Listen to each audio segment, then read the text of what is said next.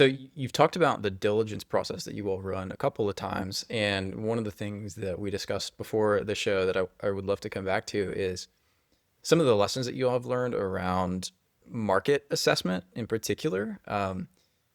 You talked about how, or you mentioned to me, how many investors or many newer angels often get excited about the product or the story and fail to think as much about the demand side of that equation. I'd love to hear a little bit more about how you all at Golden Seeds think about market assessment. Why is that so important?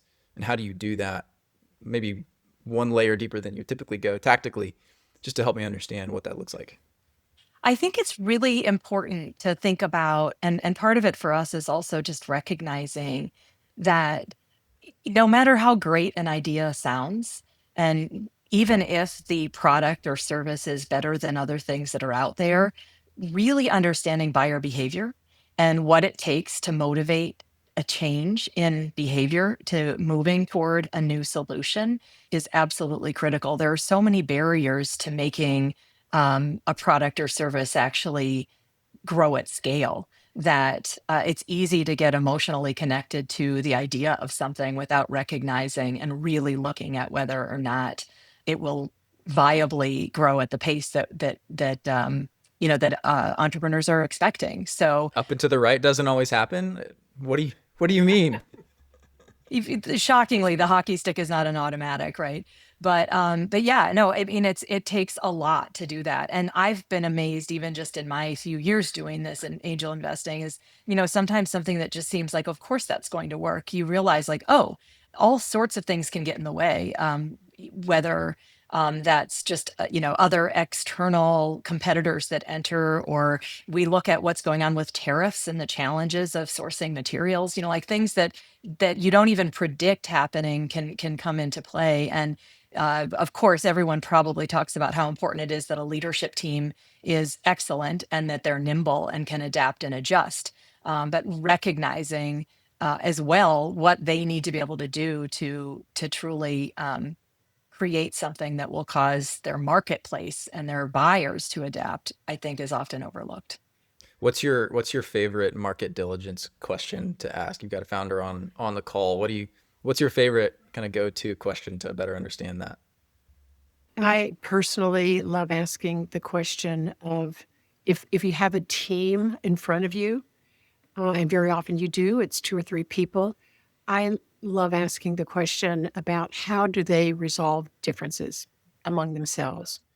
Um, if you have a dispute or else just a decision to make, how do you do that? What is your process to get to a decision among the three of you who are more or less equal owners of this company? You learn so much when you see a team operating. And Angela's touched on that earlier. It is, at the end of the day, every company is going to change its business model, its even product. A lot changes, but it is what you're really investing in is the judgment of those people to make the decisions about when to swiver, when to swerve, when to pivot, when to change, when to not change. And that's what you're investing in.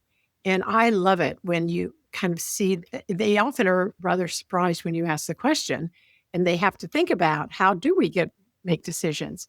But it is useful and because that's what you see the team dynamics on full display in a question like that in my mind.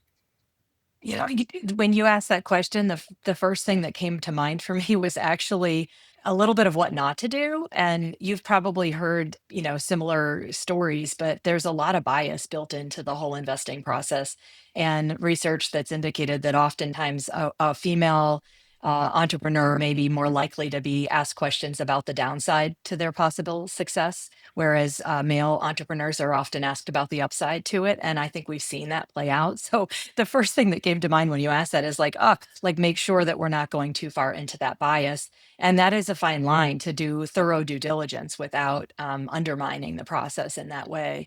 I love asking for scenarios, right? It's just what would you do? And it kind of builds on what Loretta was saying around seeing how the team interacts. But like, what would you do if a new competitor came in and had exactly what you have, and they offered it? What would you do if this changed? And while we won't know what the challenges are, understanding how quickly they can adapt and think on their feet, but also understanding where they've done the research and thought about it is really important as well.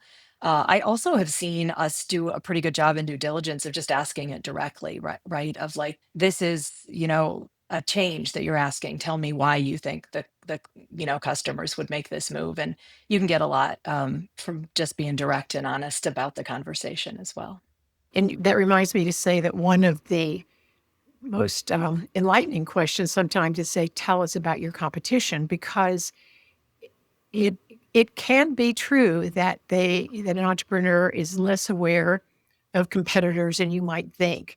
I think they're just often so convinced they've done something so great that they're going to outperform the competitors who do often have a hold in the market. And sometimes the biggest competitor is inertia.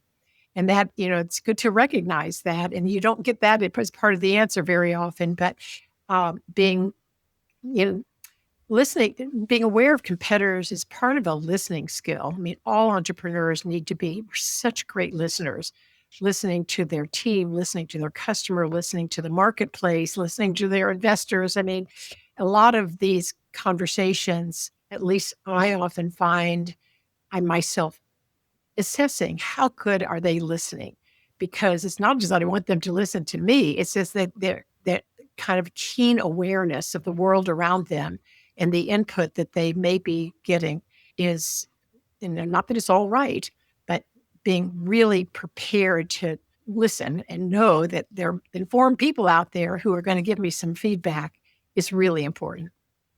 So when someone says we have no competition, you're not particularly excited about that answer.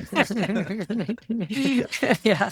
Or the slide that everyone has that has all the check boxes in their category and 0 check boxes in some That's right. so for each true. and every other competitor.